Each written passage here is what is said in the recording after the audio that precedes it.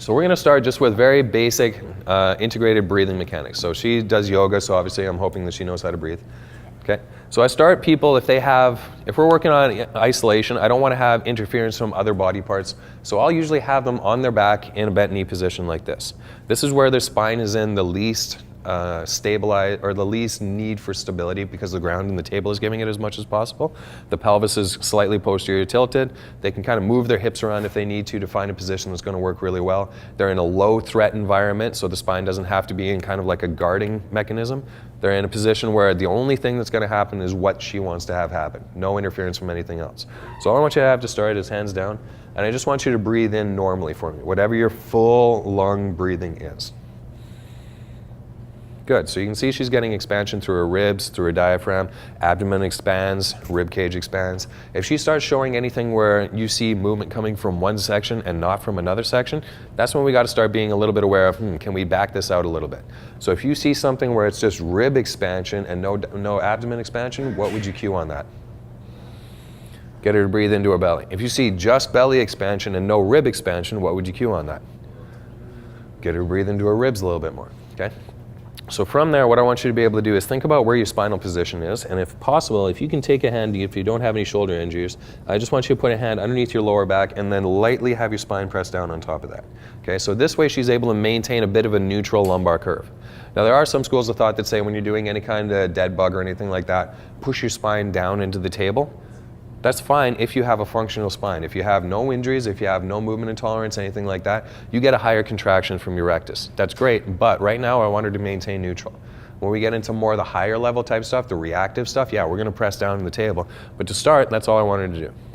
Now what I want you to do is think of everything from your ribs down to your pelvis, and I want you to brace them. So when you do that, there's no pressure change on your hand.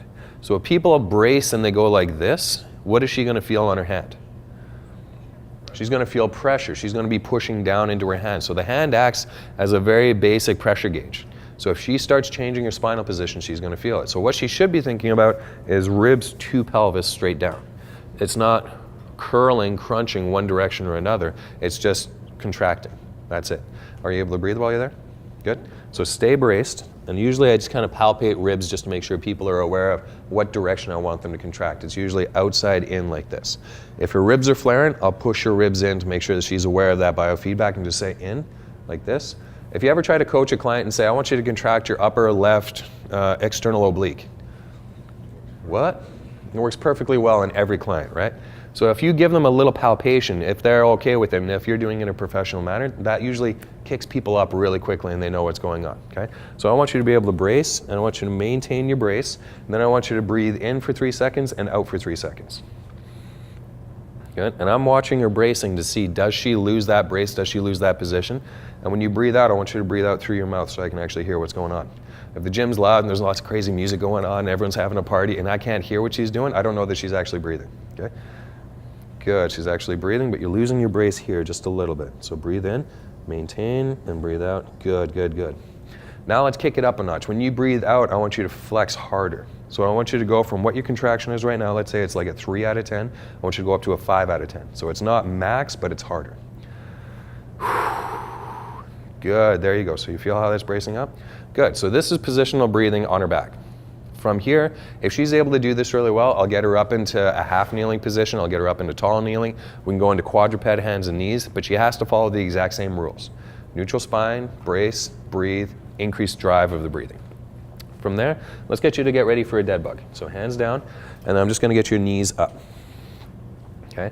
From this, we've changed position, so we have to reset what's going on. So I want you to get your ribs down, keep that light curve in your lumbar spine, same as you had before. Just on the curve, yeah. Anybody remember driving when you were in the back seat and you had the hump seat? If you ever had like multiple older siblings or something like that. I got 2 older brothers, I'm the smallest in my family. I know when you look at me, it's like, no, that can't be, but yeah, I'm the smallest. But I always got the hump seat. So the hump seat is where it's not on the either side, it's right in the center, and you always feel like you're never really balanced. But that's what she's dealing with right now with the little baluster in here, okay? Got to make sure the hair is good for the camera. Yeah. There you go. All right, so knees are up, her pelvis has changed position. We have to brace the ribs again, reset, make sure you keep that light lumbar curve. Good, now same thing, I want you to breathe and brace. Anytime we change position, reset, and go back to neutral, breathe, brace. reset, go back to neutral, breathe, brace. Find a way to get it done. Good. So she's able to own this one pretty well. Let's get her hands up. We've reduced stability of the system because now instead of having the hands down to give her a little bit of control, took the hands up, everybody's happy. Okay, breathe, brace, everything's good. From here we can start easy with the dead bug by just having her lowering her foot, touch her foot down, very short lever of action going from the hip to the foot and back, and then back up. So how do you breathe on this? Do you breathe in as the leg goes out, or do you breathe out as the leg goes out? It's going to be different. So if you have someone who's very extension based, I want them to breathe out as the leg goes out. Because if they breathe in, what direction does that move your spine? Everyone breathe in right now. That drives you into what? Extension or flexion? Extension. Breathe out. That drives you into what? Flexion. We're working on an anti-extension move with the dead bug. So if there's somebody who's very extension based, I want them to lower the leg down and breathe out. This is an anti-extension movement, so we're working on breathing out. So as you lower your leg, remember that hard breathing? And back in. If you have someone who's very flexion-based, and they spend their entire existence here, where do you want them to breathe? Breathe in as they lower that leg, because you want to get them back to neutral. Their tendency is to go hard to flexion, so let's get them back to neutral. So breathe in as the leg lowers down, and then breathe out. And contract and stabilize. Good. So it's going to be varied depending on what the person is showing you. For most people, breathe out as the leg goes out. It's only going to be people who are flexion intolerant that you want to breathe in. That's the only difference. So this is the easy way. We get her to lower down the leg, flat foot to the ground, and back up. Nice and easy. If we want to make it a step up, we're going to go straight leg, and I want you to touch the back of your knee to the table without moving anything through here. Good. So long lever now, kicking it up a notch. Most people, when they're doing something like this where there's an anti-extension moment, what's the one thing they're going to complain about? Popping in the hip flexors, right? So usually this is indicative that they don't have core control through that movement, or they need to really brace into it a little bit more. So when they're doing something like this and they get that popping, grinding, snapping, thudding kind of feeling going through here, we can either change it up by having her just go back to the foot down with the bent knee position, or we could have her really say, I want you to brace hard on this one. You got to brace hard, and that'll make the popping either go away, but if it doesn't go away, then they might have to back it out just a little bit. She's not controlling the movement well. So she's able to do this one. I want you to go this leg straight out, knee to the ground. Brace. Lost that just a little bit. There you go. Good. Now we can step this up. We can go this leg out and this arm up. Contralateral. So she's going to have an extension moment when she pulls her arm up, and she's going to have an extension moment when she lowers the leg out. So she's got to be able to resist those two moments while she produces movement through the range. So go this arm and this leg. Good. Breathe. Good. Now this arm and this leg. Breathe. Back up. Good. So what are some of the troubleshooting things you're going to start seeing with people when they do this? What's that? Moving the opposite side. So part of it is like if she goes out with this arm and this leg, she's going to have kind of a rotational force. So she'll go through a position and have her body kind of reach and roll like this. So she's lost that control, not through anterior posterior, but through this type of a movement. So she's starting to rotate and roll with it. So she's got to be able to lock that down, because now we're working not just anterior posterior along sagittal line, we're working on rotation too. So if she's not able to control that, we got to be able to step it back. So I want you to get ready for that. When you bring this arm and leg out, I want you to go really slow, and I want you to keep your ribs tight, tight, tight, and then I also want you to keep your hip down in the ground. Okay? Breathe. Breathe out. Good, that was way better. So do you feel the difference when you did that? It was way harder to control, and you're way more aware of what's happening. So when you start involving one limb at a time, or one side and the opposite side, then you start having rotational actions occur. That's great, but if we want to get there to lock down into neutral, we got to be able to control that position out first. So let's get you to flip over into a bird dog. Okay, so quadruped. Now before we go further, what do? Reset, brace, breathe. Every time you change position, reset, brace, breathe. Okay, so get your spine into neutral. Good, right there. Brace your abs. Do a couple of deep breaths.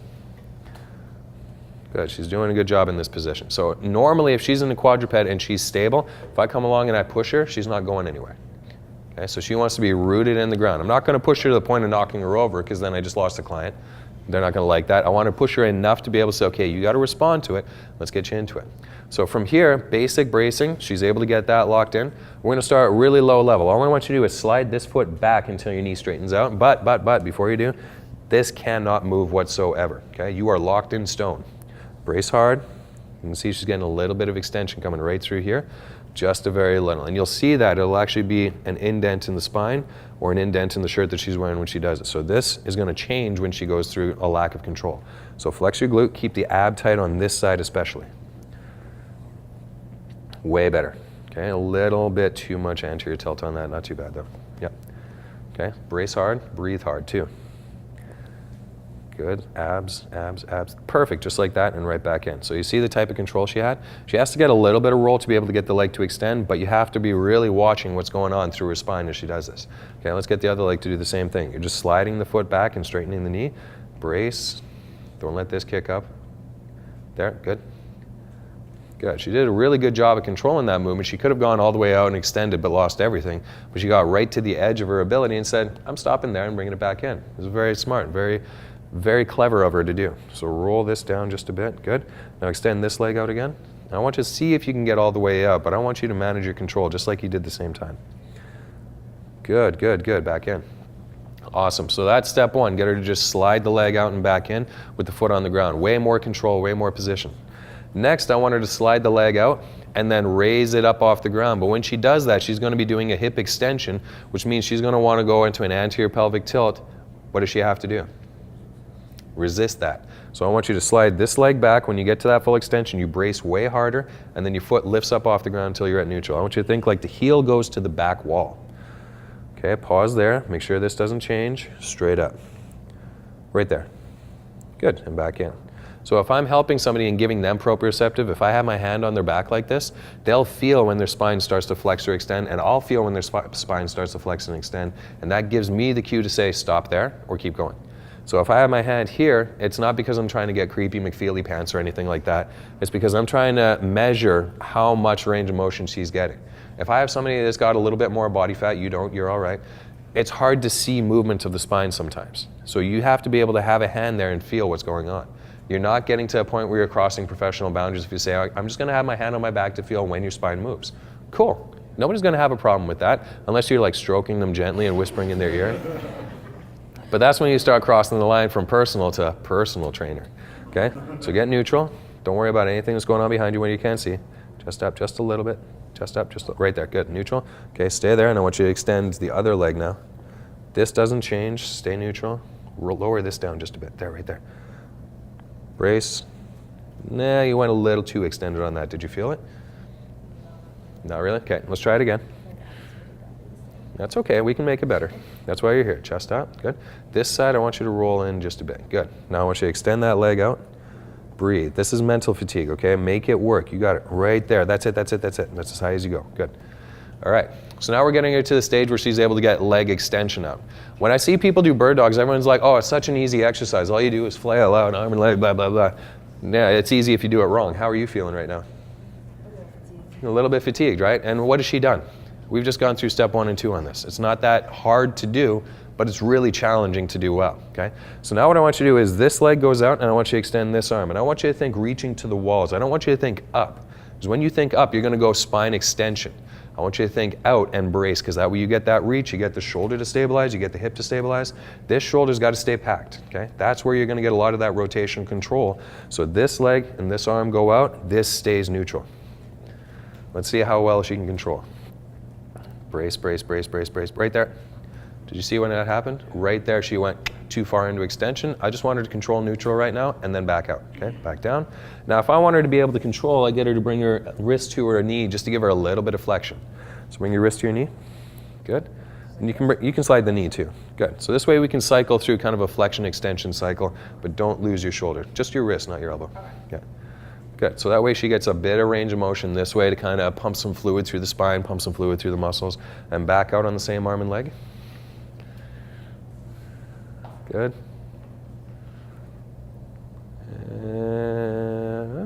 Okay, right there. Good. You're doing awesome. You were able to get just into extension without overloading. Okay, so now this arm and this leg, and when you go out, when you come back in, I want you to do that same wrist to knee and then back out again. So control, pack this shoulder just a bit. Good. Right there, that's it, that's it. You started to hinge right there.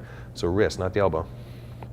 If you go wrist, or if you go elbow to your knee, that's a big spinal flexion. It's great if we want to see how much she has available, but if I want to train her neutral, the wrist is a much smaller flexion range that she's got to go through. Try it again on that side. Ribs up just a little bit. There, right there. Pause, roll your hips just a bit there. Perfect. Good. Are you breathing at all? Okay, good. All right, so when we're doing these kind of exercises, technique, technique, technique. If we want to start somebody in a very basic position where they're controlling 100% of the movement, we got to go very slow, very low number of reps, and really hammer home technique. You have to tell them when to stop.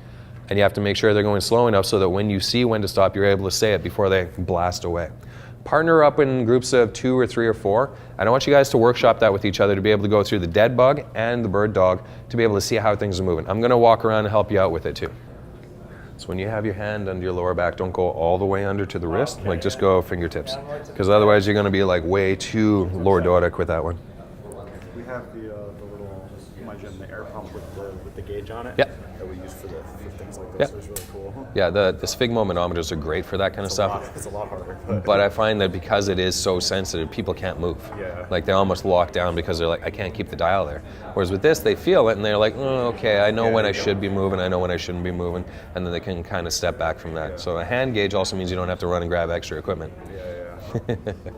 And this is something they can do on their own at home too. Okay. So flexion intolerant So is if I'm you. sitting at a desk all day. Yeah. Flexion intolerant. Yeah. I want to be exhaling on my way down. Yeah. Okay.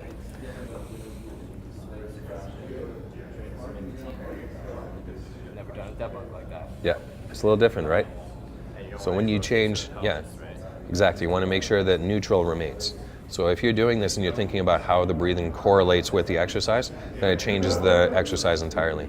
Instead of just going through the range of motion, now you're thinking, how do I connect every dot along the line? And if there's no intolerance, it doesn't matter how they breathe in or out all the way up. Usually they're going to get better results if they breathe out when they extend the leg out, because then they have that deeper flexion, which means that they have more of an extension moment resistance. So can I borrow you again since I used you in the first example? Okay. So we're just going to go into a front plank position. So normally when people get into a plank, they usually start exactly the way that she did. The only problem I have with that is that now she's got to move from an extension position into neutral, which isn't necessarily bad unless she has trouble with controlling her spine. So what I would like her to do is start up into a quadruped position. Good. And then I want you to kind of walk your hands forward until you can get down to your elbows while keeping your knees on the ground, okay? Good. So if she can get there, cool. Now she's able to maintain neutral and she hasn't had to go from extension into neutral. Does that make sense? So she was able to get out there and get position. If this is where she's having trouble lining up, she's got a little twist going on in through here. Bring this rib up just a bit. There, right like that. Good. So she's got a little bit of rotation happening in there that I want to be able to work out. If this is a challenge for her and she's feeling like she's getting work done here, great. What I want her to be able to do is maintain that nice neutral lumbar curve. I don't want her to be flexed. I don't want her to be bowed out or anything like that. But the kicker is I want her to be able to flex her glutes. Whatever position she's in with a plank, I want her to be able to flex her glutes. For many people, this might mean dropping your hips down just a little bit and then going slight posterior tilt until you can contract your glutes.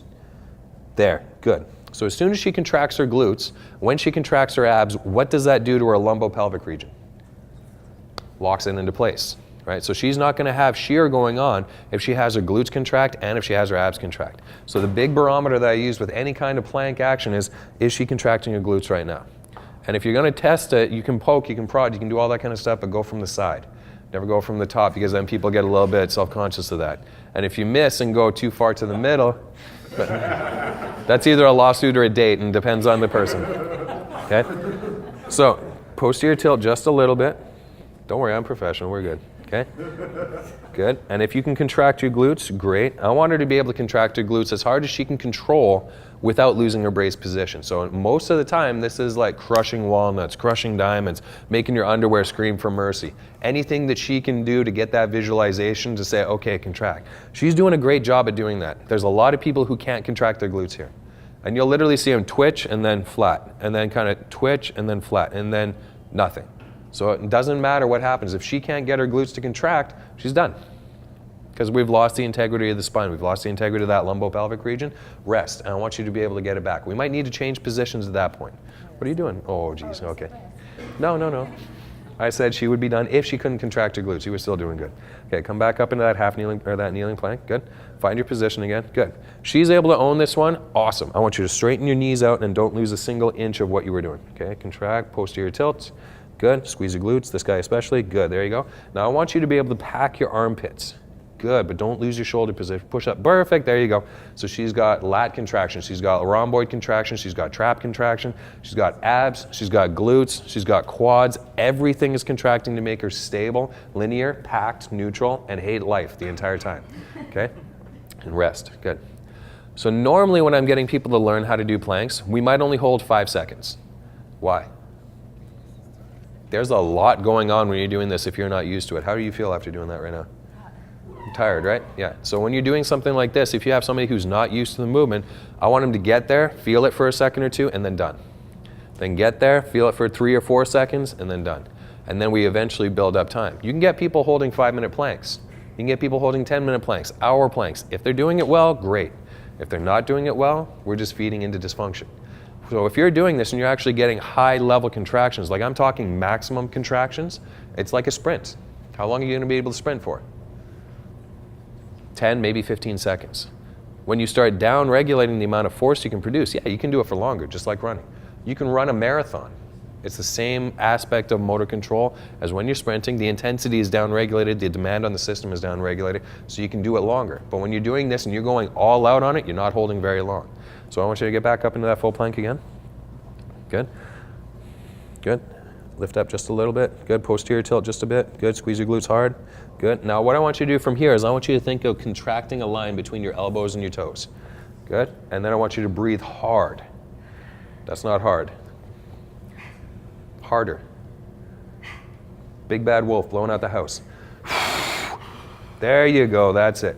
Lift the belly button up just a little bit and breathe hard. Good. One more. Just like that. You're working hard. You're working hard. You're working hard. Good. Rest. Good job. That's the intensity I want to be able to see a front plank in. And we can do this for time or we can do this for number of breaths. So one of the things I like about programming for breaths is what? They have to breathe. You can't get around it. If you're not breathing, you're not going to be able to do this well. If you hold it for time, what do people do?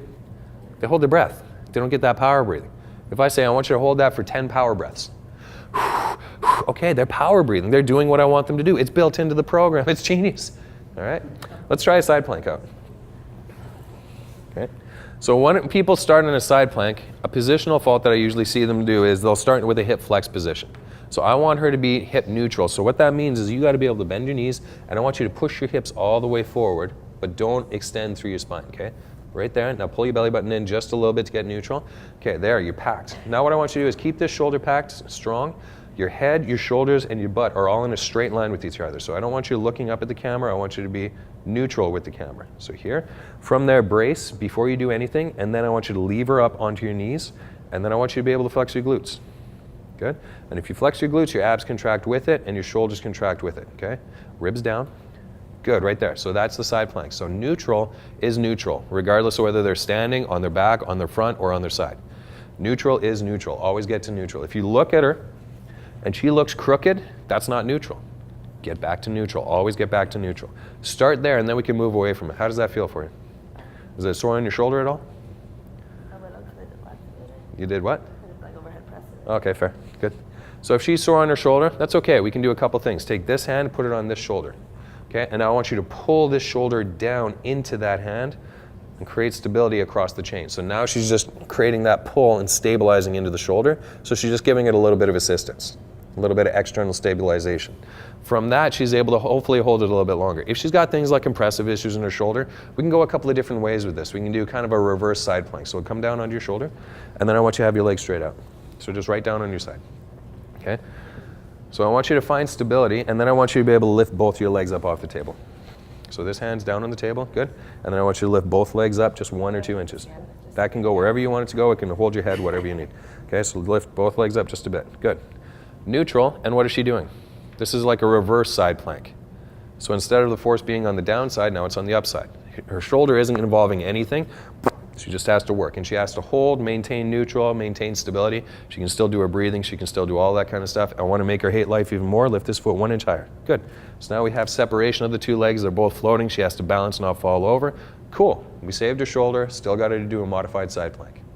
If we wanted to do a back on the shoulder this way, great. This elbow down on the ground, we're gonna come up onto your toes. It's okay, I'll catch you. Okay, brace, lever up, glutes, pack the shoulder and the ribs. Good. So from here, she's still got to work, and I still want her to power breathe. I still want her to be able to maintain control. I want her to maintain neutral. The rules haven't changed yet. We're still working isolation. We're still working neutral, brace, breathe. Everything is the same. From here, if she's getting really easy with it and having good results, lift the foot 1 inch, but do not roll your hips. Stabilize. Don't let go. Okay, new challenge. She's got to go from 2-leg support to single leg support, and she's got to hate life even more. Rest. Good. I'm not going to have her do that for very long, because if she's shaking around, I don't want her to fall over on camera. That's going to look really bad on me. So if she's able to do that, great. Then we can extend the amount of time that she's able to do it. We can extend the amount of force that we put into it. She can power breathe with it. I can get her to do some perturbation work. Come up onto both feet, and then this arm, I want it reaching right to the ceiling. So perturbation is great because you can get a little hands-on with your clients, and they also have to adapt to random stimulus. Glutes, ribs, stay there. Don't let me move your arm. So I'm not pushing her hard, but I'm giving her enough force that she has to adjust. Okay, breathe. Why am I moving your arm so much? Okay, brace. Still moving your arm too much. Come on, brace. And if it's too much out there, I'll move up. The closer I am to her arm, the easier it is, and I don't have to hit her harder. I don't have to push her hard. It's just enough to make her have to adjust. From there, maybe I give her a little push on the hips. Obviously not pushing on happy zones, but just enough to be able to make sure that she's working. Good, rest. So try those out. Try out front plank, side plank. Remember, neutral, brace, breathe, and then progress up to a little bit of perturbation work. If you want to do front planks in a bit of a different variation, go 1 foot off the ground and then add perturbation into that too.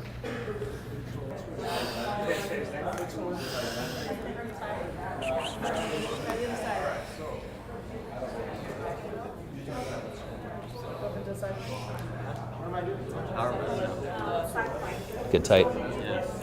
Tight. There you go. That's what I wanted to see. And you can see when he lets them go, and they'll kind of quiver and release when they're not working, right? So you got to make sure. While you're here, pull your head back. Good. Get neutral. I don't want you looking down at your toes. Good. There you go. Brace. Beautiful. That's it.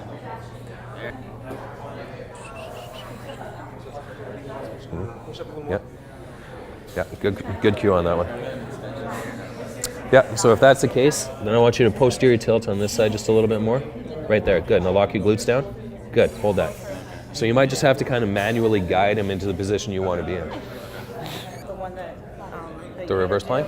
Yeah. reverse plank, yeah. Yeah, essentially you just want to make sure he maintains neutral. So here he's rolled back a bit too far, so roll forward a bit. Good, put this hand down on the ground so you can kind of lean on it just a bit and keep your neutrality. And then glutes still have to fire up. Like the plank is the exact same, it's just instead of going top down, we're going bottom up. Okay. So he just has to be able to find that. He's still going to be working here a lot. That's all right, but that just saves his shoulder from getting worked. Pull your chin back when you're there. Pull your chin back just to stay neutral. A lot of people when they come through this, they're going to get into a position where they flex down and look at what's going on. Neutral, neutral, neutral. Make sure you maintain. Yeah, that's fine. And then from there, if you feel uncomfortable, raise the leg up off the knee just a few inches. If it creates pain or problems, don't. But if it's feeling good, go for it. Can you add perturbations? Absolutely. Let's say the person is only here, Yeah. can't get to their knees off Yeah, the if they ground. can't go to toes and they're on knees, you can absolutely add perturbation. Yeah. And then also, what if someone has scoliosis? Yeah. Are you only doing one side? You Nope. doing both sides? They got to use both sides of musculature, even if they have scoliosis. You want to make it as balanced as possible. I mean, if they have a type of scoliosis where the structure is changed, you're not going to change that back. You want to make sure you work them as much as you can, but neutral is neutral. If they have scoliosis, they're probably going to be deviated from neutral. Just getting them back to neutral is going to be an effort. So then you want to train them there as much as they can tolerate and get them to do the other side too, because what do they want to do? Go to the other side, right? So we're going to get them doing half and tall kneeling. I just have a pad out here because a lot of people have a lot of pressure points on where their tibial tuberosity is, where the patella tendon matches into the shin. If the person is able to get away without it, great. If they need padding, great, that's fine, we can work through it. The padding obviously is going to give them a little bit more cushioning, which means that it's going to stabilize them slightly. That's why we have a pillow whenever we go to bed at night, because it supports our head and our neck. This is going to give them a little bit of cushioning and padding, so it decreases how much reactivity they have to stabilize on the ground, but it's a good reaction if they're not in pain while they're doing it. So I'll get you to start just in a half kneeling position here for me. Okay, so what I want him to be able to do, again, is we're thinking neutral, brace, breathe. So if he's in a position where his hip's kicked out to the side, I got to be able to get him to line up at least as close to neutral as possible. So a lot of people, when they get into half kneeling, they're not going to go to balanced posture, they're going to go to balanced tension, which usually means they're kicked out like this, because the rec fem on this side is usually going to be really tightened up compared to anything going here, so they're going to shy away from it as much as they can. You want them to drive in until they get neutral. Neutral, neutral, neutral. So what I want you to be able to do, I'm just going to look at you up now, and you're looking okay there, but I want you to pull this hip back just a little bit. Good. Now I want you to posterior tilt until you feel hot buttered death running right down that quad and hip flexor. And when you do that, you should feel this glute flex. Okay? That's the keystone with half kneeling, is can he get that glute on the down knee to flex, and can he do it while maintaining neutral? If he can do that, bueno. That's French for awesome. Ribs, I want you to brace. Good. So all I'm trying to get him to do is line up neutral, line up neutral, line up neutral. That's it. Now I want you to brace and breathe. Just being here is going to be tough for a lot of people. This is a position people don't normally get into. He's doing a great job at it. Bring your foot in until you touch mine. Good. Slightly narrower base, bigger core challenge. Now he's got to work frontal plane stability to be able to resist falling over laterally. Okay? He's getting really good at this. Now I want to be able to see how well he lines up. I want you to put this hand up and go palm to the ceiling. To the ceiling, good. There. If he's lined up all the way through his system, if I press down here, where do you think he's going to feel it? On the knee on the ground. Where do you feel it? All on your knee. Good. So he's lined up. It's not a really hard check I can do. If I'm only 5 foot nothing and he's 7 feet tall, I can still go like this on him. He can still get it. I might need a chair, but you know, stuff like that happens. He's lining up, he's bracing, he's breathing, he's doing well. Let's see if we can add a little bit of rotational stability into him. Don't move. And breathe. Okay? So I don't have to push him hard. He's in a vulnerable position, and all I need to be able to do is give him enough push to challenge him. If his foot starts wobbling or if his core starts breaking down, I ease up. It's just enough to challenge, not enough to fail. If I wanted to be mean to him, I'd make him fail. Okay? And that's just to be able to say, ha ha, you fell over. It doesn't really give him anything. It doesn't teach him anything. But if you have somebody who's really weak and it's like, don't move, and they fall over, okay, we got to spend some time there. It's more of an indicator than anything. If you're just trying to be a jerk, you can do that any way you want. But this way it makes things really easy for the person to say, okay, I don't have the stability there. We got to work on this. Let's up the ante. Go with your hands straight out in front and make fist over fist. Good. Okay? Stay there. Don't move. We increase the lever length from the floor up, and we have it so that upper body now has to integrate into lower body. So he's got to brace, he's got to breathe, he's got to link upper to lower, maintain half kneeling position, and he's got to be able to have multimodal directions of force application. Find your neutral. I'm not going to let you back. Bring that hand that way. Get neutral again. Get neutral. You're not there yet. There, now you're neutral. Stay there. Okay? So he's got to work at this. He's got to figure out where positioning has to be. Bring your hands up to here. Let's increase that lever out a little bit further. Brace. Don't go into extension. Ribs down, ribs down. There you go. He's got to stay tight. He's got to breathe. He's got to be able to find natural balance point. That foot has to be anchored into the ground. Okay? And how hard do you feel like I'm pushing on you right now? Not at all. Barely enough to make movement happen. And it's enough to challenge him, but not enough to make him fail. The goal is always to have him succeed. If he starts failing, what am I training him to do? Fail. Fail. Training him how to avoid falling over while making him fall over. I want him to own this position, lock it in, and be great at it. Good. Rest. Okay, now I want you to switch sides. So if he's getting really good at this, then we can start. You all right there, man? Yeah? They do that in bodybuilding shows, don't they? They shake it out and then bang, flex. We're not quite there yet. All right, bring this leg in just a bit more. Good. And I can make him walk the plank. I can make that balance point as narrow as possible. So if he's got foot, knee, bring your foot in a little bit closer, a little bit closer, a little bit closer. There, good. He is right in line. If I have a 2x4, he's balancing on that. If I have any way that I can get him to line up and to get neutral, great.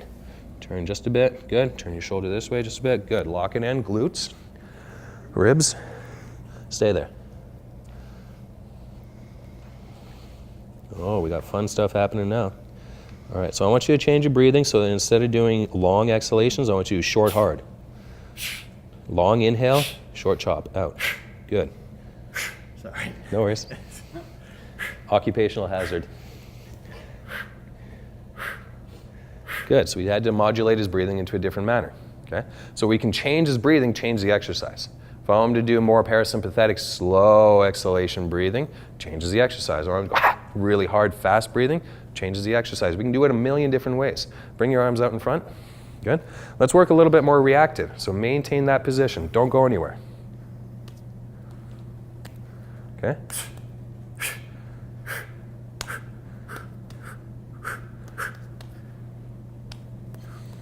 Completely random hits just to perturb him. And I can make it so that he's got to adjust. So what kind of sports would he have to get used to if something like that was going on? Football, basketball, soccer, hockey. You got to adjust to sudden impacts. Anything where there's contact, yeah, he's got to get used to that. That's a great way to modulate things. Go tall kneeling for me, both knees down. Now this is an area that a lot of people get tricky because they get tight hip flexors, tight quads, rec fem, so they wind up going anterior tilt and just hanging out. You got to drive into it, and just being there is enough of a stretch for people to really make them hate life. Okay? Brace the glutes, crunch them, good, there you go. Brace the ribs, crunch them, good. Now we're in somewhere. How does that feel for you? Good. Tough? Yeah. Good. Now if we wanted to from here, I could just get him doing some rocks. So brace your abs, and I want you to do kind of like a modified sissy squat. Nothing changes through your core, and I want you to lean back through your knees. No, not through your hips. Keep your abs tight, braced, rock there, done, back up. Good. Big stretch through rec fem, big active contraction. Lean back as far as you can control, do not fall over. Right there, and back up. Good, now we'll go forward. Only as far as you can control. That's fine. If you can only go an inch or two, that's fine. I mean, you're going to get to a point where you lose your balance point anyway, and then you got to come up. So it might only be like here to here. Like you're only getting an inch out of it, but when you get that inch, you're going to feel your hamstrings fire, right? And you're going to feel your glutes, your back, everything fire. So now I want you to explore that range of motion. Forward just as far as you can control, and then back as far as you can control. But hips stay locked, okay? All the way back. Explore that range, hips locked, good. So now he's getting used to where that tall kneeling position is and how he's able to adjust it. Good, stay there, hands out. Okay. But this time what I want you to do is go hands out like this and open your hands, good. Thumbs up to the ceiling. So now we're in a wider stance, so he's got longer lever. He can't co-contract on his hands, he's got to be able to stabilize differently. Stay there. You're moving too much. Good, there you go. So now we have independent arm action with perturbation. Stay there. Don't let me lift you up. Breathe. Now we just have constant force application where he has to go. Stay there. Don't let me push you down. Okay, find your position. And I can modulate how much force I want to apply to him just to make him challenge but not fail. Okay? Stay there. Now don't let me rotate you. Good. So you want to talk about a tall kneeling plank? This is how we're going to go. Don't let me rotate you this way. You all right? Yeah. Breathe. Good. Now we're getting some fun. Good. Relax. Good job, man. All right. Break up, partner into that. I want you to try it half kneeling, tall kneeling. If you need to, use just like a sweater or something under the knee. But there's some mats back in the corner. Focus. Brace, neutral, breathe. You get that? Everything else is fun.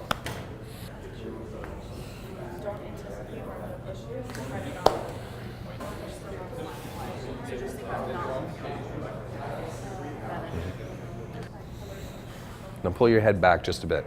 Good, there you go. Straighten your elbows. Now pack your armpits tight and squeeze your lats just a little bit. Good, there you go. Now you got co-contraction through your entire upper body. That's going to give you a way better lever. Am I doing way too much? First.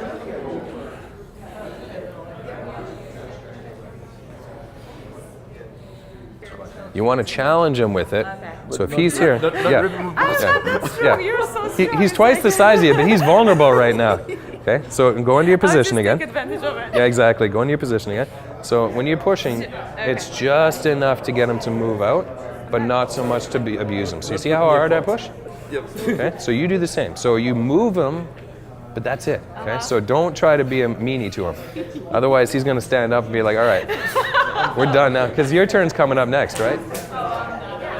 Oh, okay. Let's go on to some troubleshooting. What kind of problems were you guys having with this as we were going through? So those 4 exercises that we touched on. Actually, did I back up here? So we talked about the dead bug, bird dog, plank, and half full kneeling. What kind of problems were you finding with that as you were going through? Hips hiking. So let's get an example of a hip hike, because I know you had a really good one going on. So what do you do if you have a hip hike going? Okay, so we'll go into half kneeling. Okay, so we can see when he's here, he's out to the side and he's also kind of anterior tilt and extended through his spine. So how do we adjust this? Well, we can give him auditory cues, like I want you to squeeze this glute as hard as you can, good. That usually helps out to a little bit. Another one is manual, just move him into position. So I call this kind of Play-Doh coaching. You're moving the person into position, you're forming them the way you want them to be, and they have to kind of go with you. So if he's still not quite there, hand on the stomach, hand on the tailbone and tilt, you can get a little bit better with it. At a certain point, you have to say, you know, this isn't working. If the person just can't get into position the way we want them to, we can step it back and do something else. So toss me that Eric's pad. A lot of the time, maybe it's just the knee flexion is too much. He's got too much tension going through that rectus femoris to be able to get into that position properly. Stand up, let's go down onto that. So we're gonna double up his padding. So by taking him off the ground, we open that knee flexion angle just enough to reduce tension through here. He might be able to find his balance point a little bit better. Posterior tilt, push the tailbone into it. Good, right there. Now I want you to be able to get your chest up and maintain that hip position. Good. Does that look better? Does it look about the same? Okay. He's still a little bit out, but you know what? It's improved enough that I'm saying, well, okay, we can pass on this one. We can keep him going with it. So sometimes you just have to kind of manually manipulate the person through. Another big question that I had a lot of is, what about the foot position? If you could turn sideways, just turn sideways, your entire body, everything. Everything, 90. There we go, there we go, yeah, there we go. High five, yes. So what about foot positioning? If we look at his foot, there's two ways you can go. You can go high up on the toe on the ball of the foot, so get right up on that foot. Ideally, this is what I would like the person to be able to do, because this way you have the plantar fascia involved, you have the calf involved, you have everything going up that chain. A downside is that a lot of people might develop arthritis in that junction point where the ball of the foot is. So they may not be able to flex their foot that high without having a lot of pain. Another problem is that when you're in here, if they're not used to it, they get so much activity going through their calf and their plantar fascia, they start cramping. So if that's it, that's affecting their ability to just do the exercise. So it may not be right for them at that position. So there, I could get them to just go flat foot. And if that's really hard for them to do, we can put maybe like a foam roller under a towel, whatever, or we just get them to go to what's comfortable. If they just can't get here, we can go into a split squat. So go into standing. So just go 1 foot forward, 1 foot back, with both feet on the ground like that. Okay? This is a regression way back from half kneeling, but it's still getting them in a staggered stance position. And I still want him to be able to be neutral, neutral, good, lined up. We can still do everything we were doing in half kneeling here, but this way we don't have to worry about them kneeling on the ground. Great option if the person has something like patellar tendonitis, if they have a knee replacement, if they have Osgood-Schlatters, and they can't kneel on the ground anymore, you can just take them up into a split stance like this. If you want to alter it even further, get a box and put the front foot up onto it like this, so that way it just changes their posture a lot more. So now you've taken this leg pretty much off the ground. They can't stabilize into the floor as easily, and it's going to challenge their balance and their stability a lot more. So we're going to move from isolated into integrated. So this means that now we're going to maintain that core position while we involve movement of the arms and the legs. So we have to have that differentiation of position. So this is where we start having a bit higher workload. We can take the person up in the total number of reps we can do. We can take the person up in the duration of the sets, and we can make them work a little bit harder. But a key on this is that you have to always remember technique, technique, technique, and then more technique, technique, and technique. The person cannot get to a stage where fatigue is altering their ability to do the exercise, because then you're not doing the exercise anymore. You have to be very specific on how they do it to make sure they're getting the right benefit. To start with, where are we going to go? So let's start off with some Pallof work.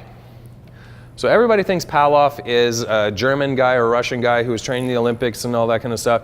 He's actually a physical therapist who works at Mike Boyle Strength and Conditioning, John Pallof.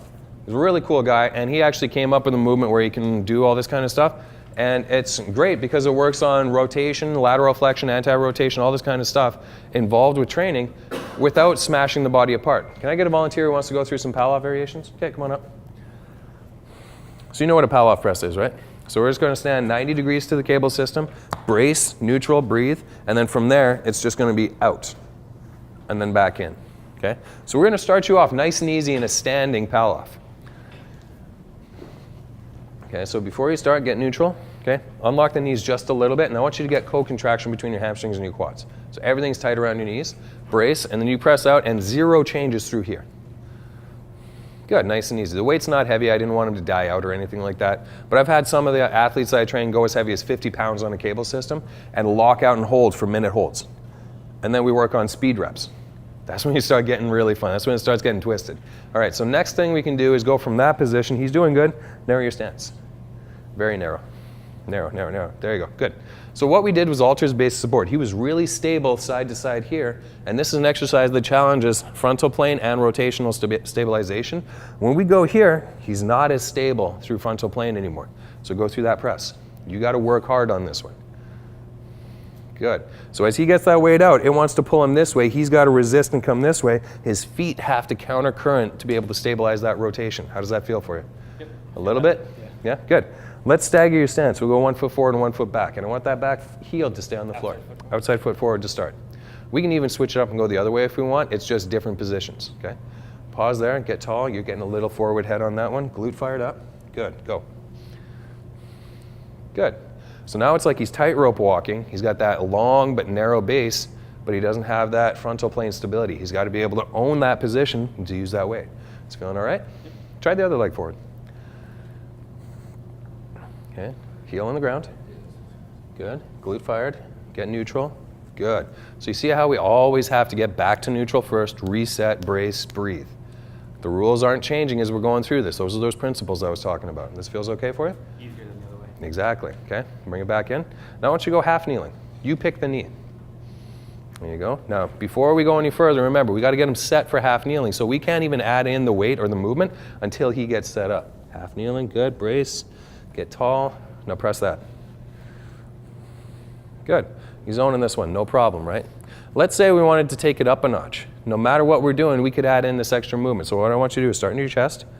Bring the weight to your chest. So I want you to press it out. Both elbows stay locked, and I want you to bring the weight up overhead without bending an elbow whatsoever.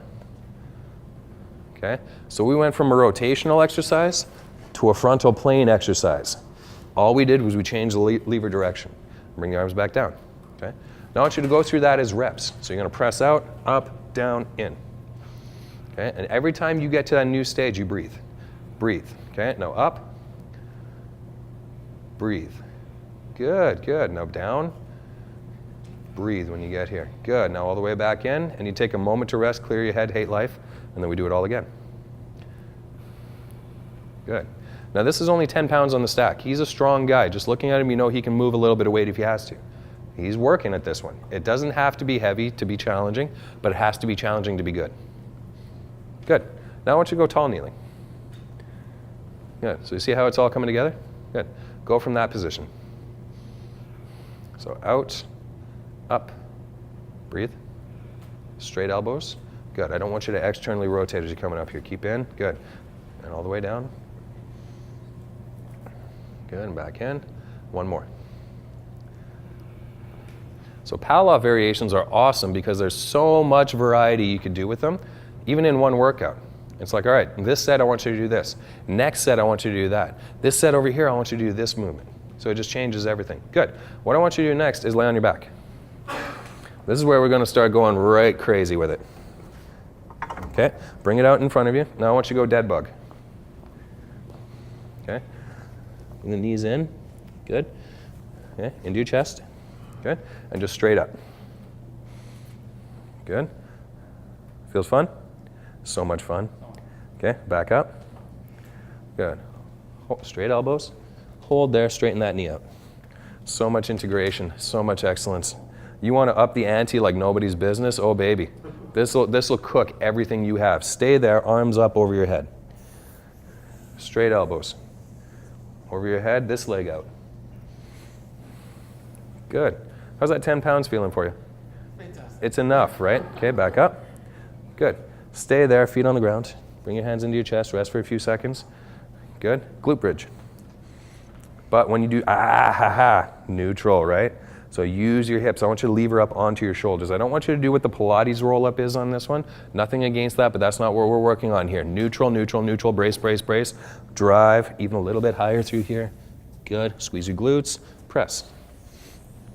Good. How many variations do we go through with the single cable? About 10, maybe 15. I don't know. It's too much awesome. I can't count that high. Good. Awesome. So we can do this with a cable system. We can do it with bands. We've got all these different bands set up here. You can do the same thing. You just move out if you want a little more tension. You move in if it's too much tension. Failure point is, let's say you're trying to bring the weight up overhead. You get it up to here and the person starts bending their outside elbow. They can't control that anymore. They have to move in and get straight elbows. If the elbows aren't straight, they're finding a new way to do the exercise. We want them to get the benefit that the exercise gives, not create a new exercise. So I want you guys to partner up and go through some of those Pallof variations. We got 2 cable towers, and 5 bands set up. Go inside it. There you go.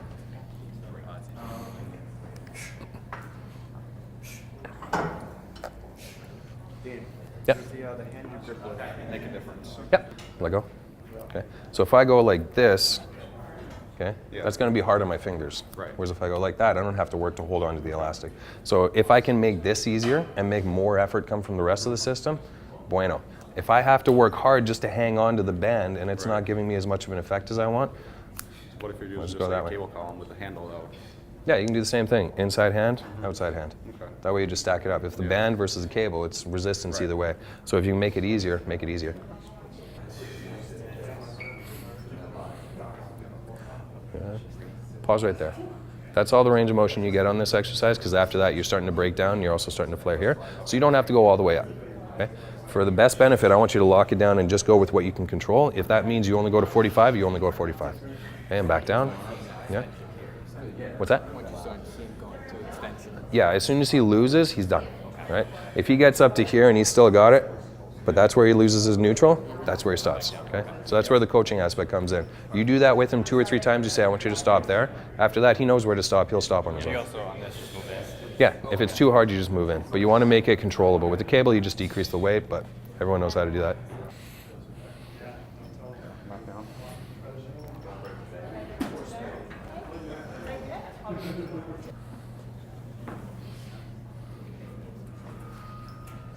Nice.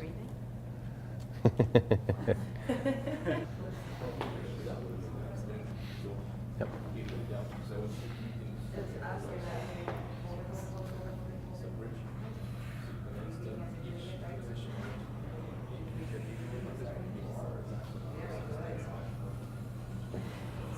Good.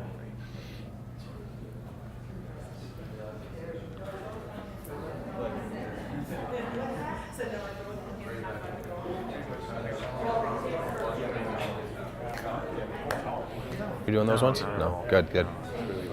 Yeah, I mean the biggest thing with SI joint especially is making sure there's positioning is set and that you're not getting too much movement going on with that. After that, locking everything down helps a lot with SI joint issues. The bottom floor exercise was Yeah. probably the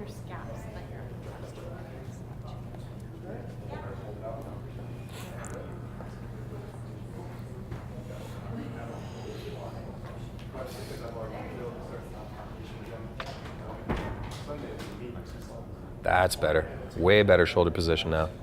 You're getting that one. All right, land on your back. So what are some of the common problems you see with people when they go through glute bridges? They get there, but they get there through hard lumbar hyperextension. So give me an example of a glute bridge with hard lumbar hyperextension. So really overarch your low back. Okay, so even more than that. So really flare your ribs out. Really flare them out.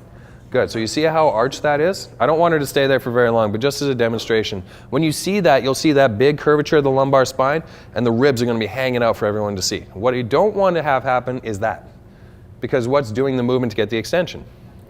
The spine. What's not doing the extension? Glutes. What's supposed to be doing the extension? It's like common sense, right? So how do we brace that out? First off, we have to make sure that she's not driving through extension through her spine. So it's all about that brace. So brace the ribs. They're not braced yet. In. There we go, that's it. Feel the difference with it? Yes. Now when you're laughing, that's exactly what I want you to do. So brace in just like you were laughing there. Hold that, do not let it go. A lot of the time also people will do kind of like a Pilates roll-up, where they go one segment at a time up off the table. There's nothing wrong with that in Pilates if it's done well and controlled. That's just not what the goal of this exercise is. Does that make sense? So I want her to brace everything from pelvis to shoulders, and she's gonna lever up off of her upper thoracic spine, off of her shoulders, and just come straight up with her hips. So nothing changes in here. Okay, so you had a little bit of movement in there, but it's not that bad. Lift up just a little, right there, good. Open this area up just a bit. There, that's it, perfect, right there, lock that in. Now, how do we tell if she's doing this with her glutes, her lower back, or her hamstrings? You palpate. So I can just feel her hamstrings and be like, they're on, but they're not rock solid. Squeeze your hamstrings for me. There, yeah. Do you feel a difference in it? Yes. A little bit, okay? Now if I palpate her glutes, they should be solid, and they are. They're really rock solid. Turn into more of that lumbar extension mode, okay?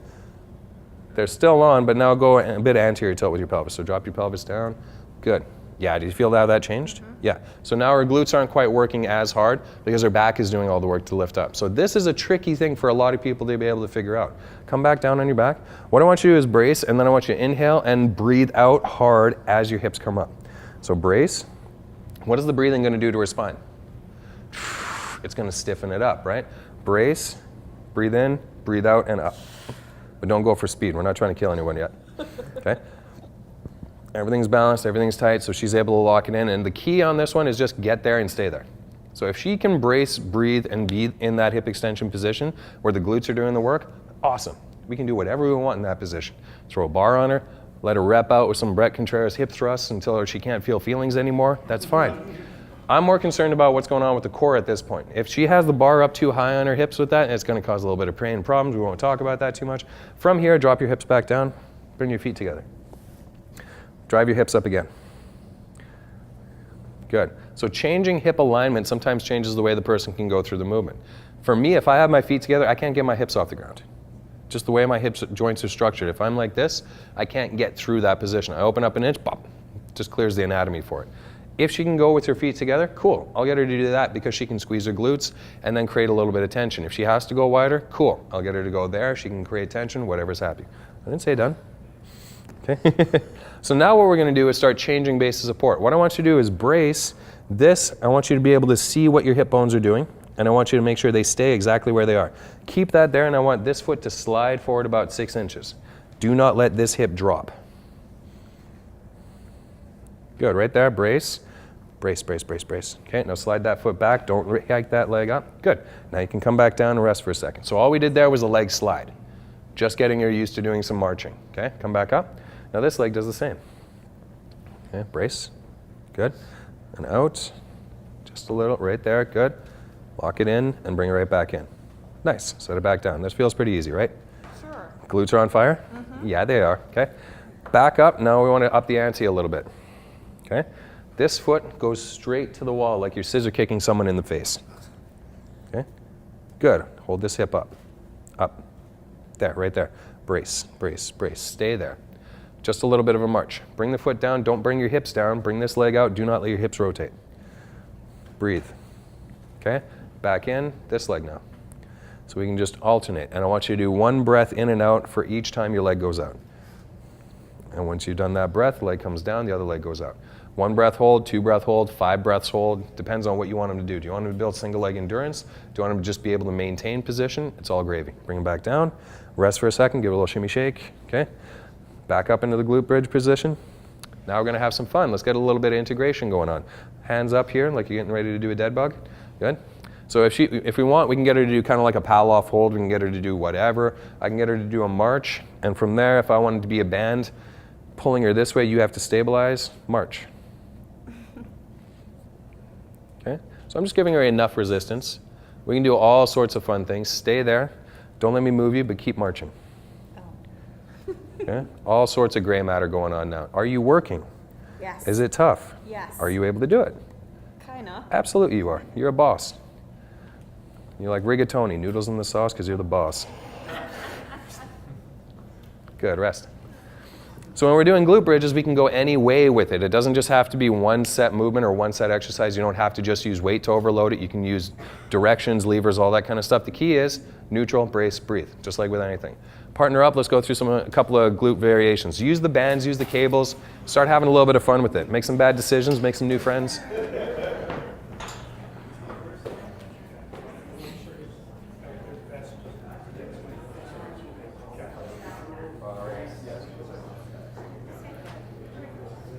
Roll your spine when you do that though, okay? So go to relaxed, okay? So pull your ribs down. See the difference? So you flatten your lower back. So don't let your lower back flatten out. Go to relaxed again. Okay? Now get your ribs to contract, but don't press down on me. Just a few inches. You don't need to go far on this one. Watch where your hands go in there.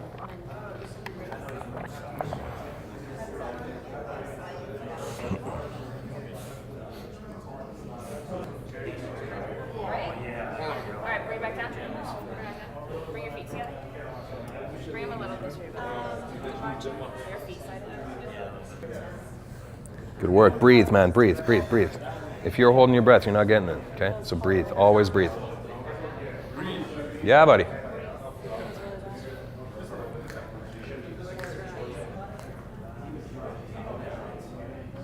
Lift your hips up a little higher. Really can't get him up. Feeling like chestnuts on an open fire. What's that? So what we're going to do is leg and arm raises in a plank. So just get into a normal front plank. So we can get arm and leg involvement out of this one pretty easily. So he's in a decent plank position. Straighten your knees out a little more. And then I want you to pack your shoulders down and get your head neutral. Chest up just a bit. Good. Hold that. Now, key on this one is we're going to remove a point of contact from the ground, and he has to be able to remain completely still and controlled. Bring this foot 2 inches off the ground. Don't do that just yet. This cannot move to do it. So I want you to preset and then lift this foot 2 inches off the ground. There you go. Squeeze, squeeze, squeeze, squeeze. Now breathe.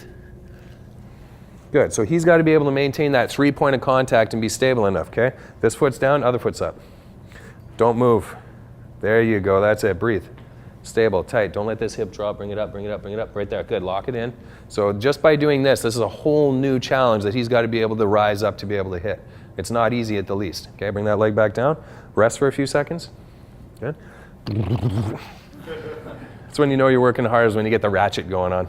Okay, back up into that. Now I want you to march. So I want you to time your breathing. So breathe out every time you lift a leg up. So up, down, up, down. Breathe out every time you lift a leg. Nothing changes through here. You're moving too much. There you go. Breathe. Let me hear it. Good. Let me hear it. Good. One more. Good. Done. So just by doing a change in position on that, he's got to work really hard to be able to stabilize while the leg moves. And every time he lifts that leg off the ground, what is his spine doing? Has to buttress rotational force side to side. So he's got to earn that position and stay neutral as much as he can.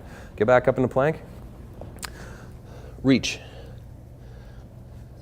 Good. Not like that. So slide your hand along the ground. Nothing moves through here. So step it back just a bit. Good. Pause and then slide it back. Good. Stay there. I want you to go from your knees on this one, just so we can get you used to it, okay? Get tight. Tight. Good. Slide. Don't drop. Come back in. Good. Slide. So now we're moving the arm instead of the legs. He's got to work completely differently. We're working top down instead of bottom up for stabilization. Slide and raise. Good. Back in. Now the other side. Not bad, not bad, not bad. Okay. Now hold on to that, and I want you to go up onto your toes. Are you still all right? Do you need a break? Yeah, rest. Okay. So we can start getting him going not just in and out, but we can also get him going sideways too. Okay, so are you feeling all right? Still good? Okay, back up into it, off your knees. I won't get you off your toes just yet. Now I want this hand to reach over to him. Don't drop, okay? So you got to stay tight. You can slide as far as you need to, but then the elbow has to come off the ground. But this does not change. Okay, back in. You're moving a bit too much on that one. Go about 1/10 the speed, and you stop when you start to feel anything change through here, okay? You're in control. Only go as far as you have. Right there. Okay, and back in. Don't do the raise just yet. Just slide that direction. Now I want you to go this direction. You're almost done, man. Don't drop the shoulder. Don't drop the shoulder. Don't drop the shoulder. Good. Reset. Relax. Go off your knees on those ones. So this is tough. Like, we're not just doing a little namby-pamby exercise. This is tough stuff. When you start doing it properly, it doesn't take a lot to make somebody just completely gassed out and smashed. Go off your knees again, man. Last one. Okay, up. Just on the knees on the ground. Good, good. This arm reaches, but do not drop the shoulders. Control, control. There, right there. Perfect. Back in. Done. So when we start going laterally, big rotation force coming on the body. You got to be able to control and manage. Okay, done. Now, let's say we want him to go into something like that or use a band. We can get him going into that plank position. He grabs a band and rows. Or we can get him up. Do the same thing. We can get him pulling from the side. We can do anything we want from that plank position where he's got to adjust and be able to maneuver with an arm off the ground or a leg off the ground or some variation on that. Okay? Who wants to do a rotating plank? Anybody? Okay, come on up. She was so excited. She's like, rotating plank. Okay, so show me your plank. And for this, I want your feet to be a little ways apart from each other. Good. So from here, she's got to be neutral. Good.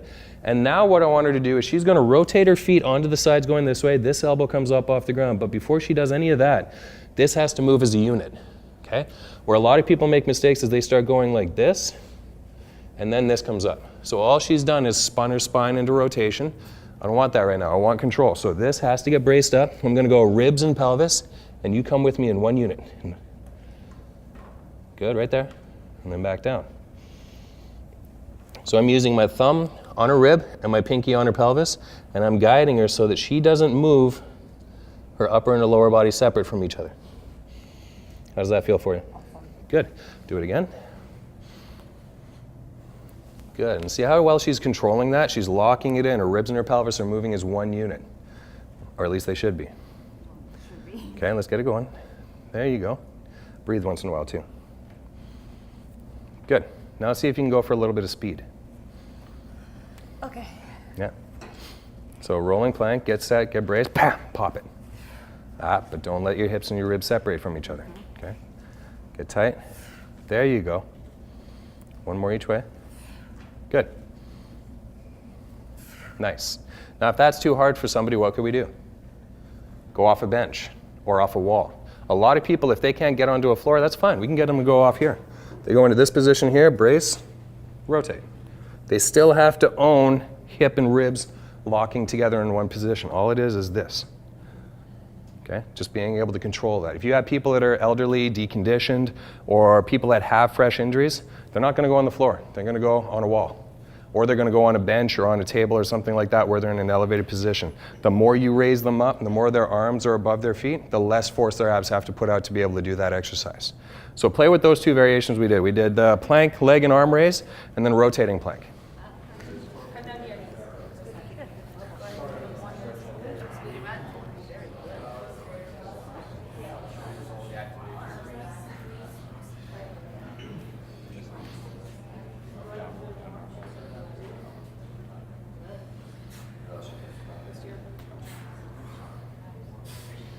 She's moving too much. So cue her. Get right down there and cue her.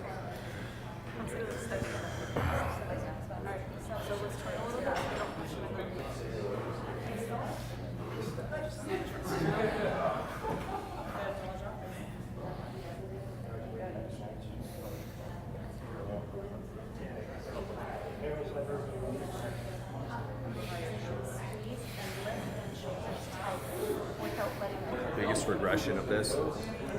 Could be. You might not even need to regress it.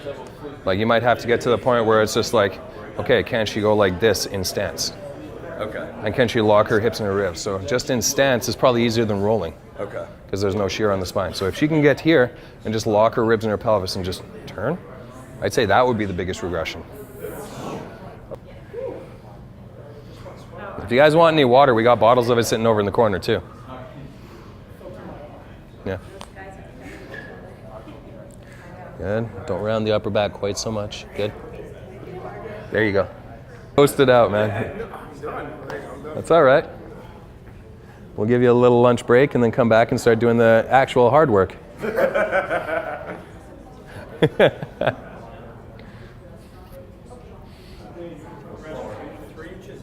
Don't lift your foot off the ground. Just Like this, my rotate. shoulder's kind of like this. Yeah. Just rotate onto the sides of your feet. So get a little wider with your feet, get Eventually, a want little to be able wider to base. get it. And now just cramp Huge. Right? Cramp in the foot? Yeah, yeah, there you go.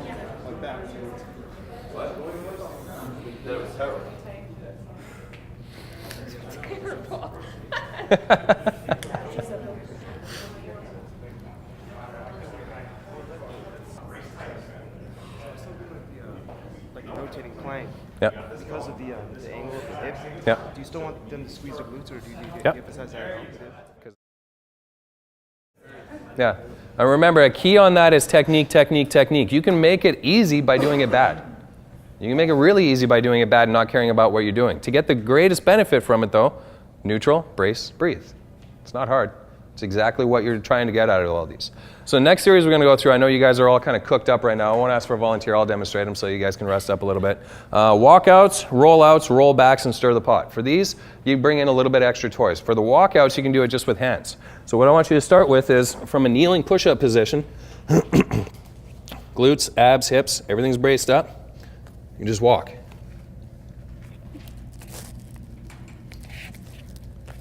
Okay. Now, a key with this is that a lot of people will start going like this. They sit back with their hips and they make their arms do the work. Hips right into it. Okay. So if you're doing this glute position, locked down, abs are locked down, and the arms go out only as far as they can maintain control. If they get here and they lose their spinal position, they're done. We don't go any further. So a similar aspect to that, instead of going on the floor, we'd just be using a ball. So here, lock the glutes down, hands on the ball. We just roll out. Lock the glutes down, keep the core tight, and roll out. If they get to a point where they start losing their spinal position, they're not doing it right, they got to be able to pull back into it. From there, we can also do a roll back instead of a roll forward. Actually, similar movement, just with the wheel. We can use a wheel, we can use a loaded barbell, we can do whatever you want. From your knees, it's just out, brace, pull back in. A big challenge on the wheel is side to side. From here, if you can get right into it, without losing your spine, like I did there, it's all right. Some guys are really ridiculously strong and can go off their toes. I'm not there yet. I'm not there yet. They also look like a train wreck when they do it. So next, we can do a push back.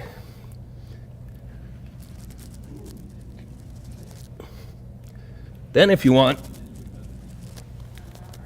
you can pike it. So all that is playing with lever length.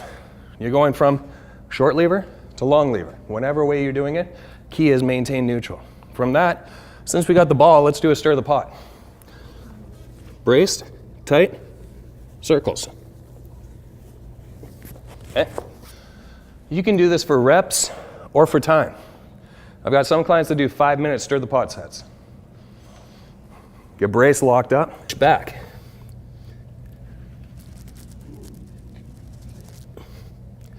Then if you want, you can pike it.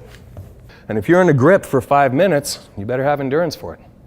So what I want you to do is grab a ball off there, wheels here. You can also use hands. What I want you to go through walkouts, rollouts, rollbacks, and stir the pot.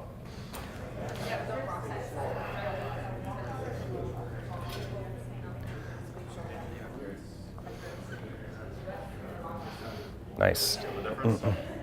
The hardest part about me demoing that is I don't know if I'm doing it right or not, so I'm like, don't let the spine go.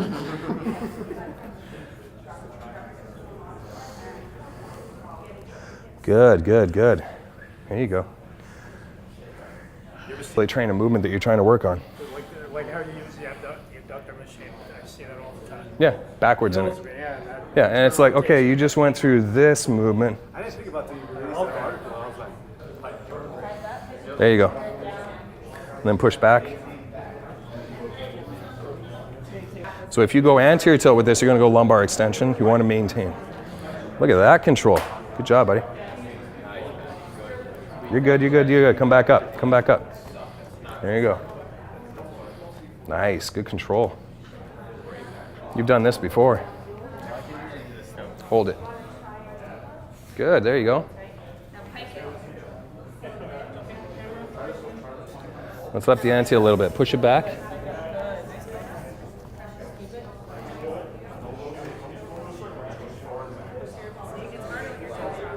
Longer lever.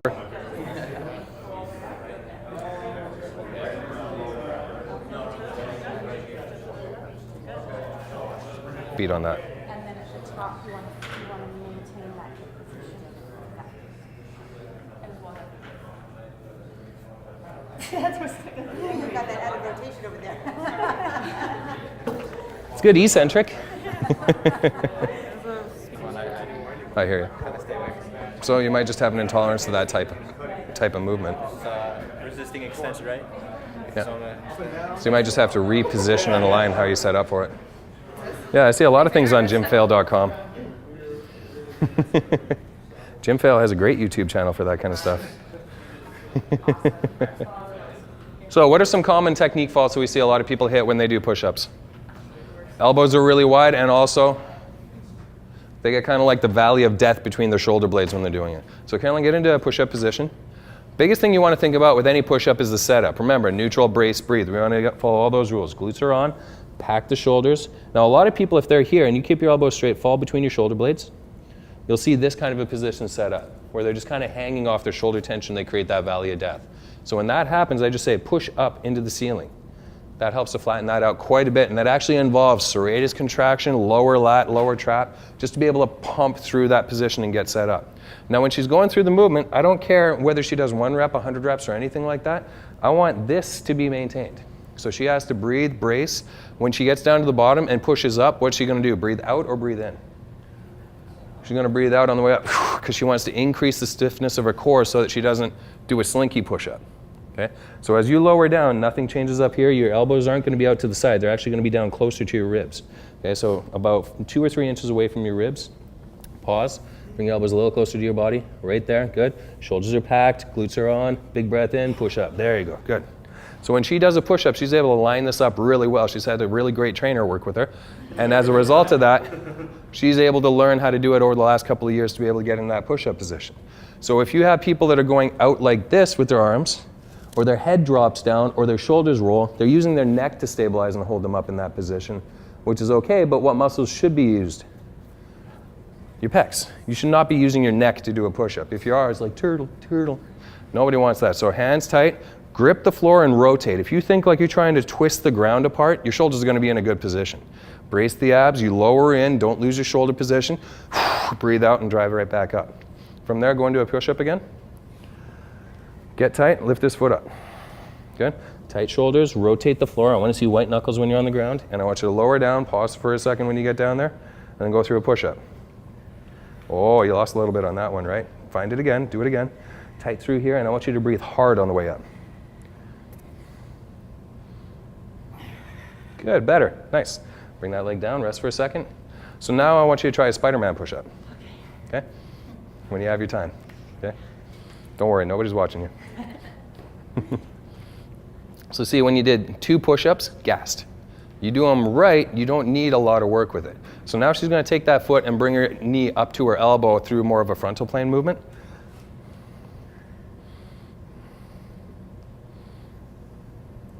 Good, there you go. Try on the other side now. Nice. Torso has to rotate, she has to stabilize, she can own it. Rest for a few seconds, good. So after that, then we can start doing hand move push-ups. So we can go from a position like this, where your hands are square, to high-low, to opposite, Spider-Man, however you want to go. There's a lot of variations to do, but what are the key tenets? Neutral, brace, breathe, pack the shoulders. Okay? Play around with a couple of those push-ups, work on some coaching cues. Make sure the people in front of you are doing them well, and that you can break it down if they're not. Don't let your face hit the ground before your chest. No worries. There you go, that's better. This is going off the right elbow. Well, he has to kind of rotate a little bit, but if anything, I'd say just flex your glutes. Good. If you can flex your glutes, that's going to just lock that lumbopelvic region down enough to the point where he's able to control it and he's not going to risk injury. By the time he gets here, he should be good at controlling it enough. Now we can open that window up a little wider. When your left leg is unsupported, you drop a lot more. Okay,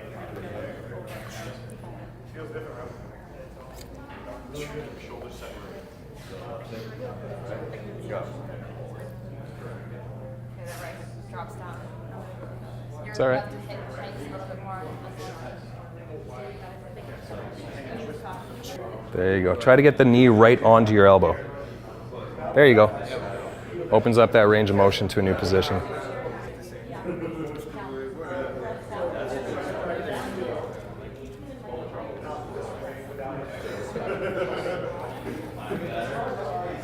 Nice. Good work.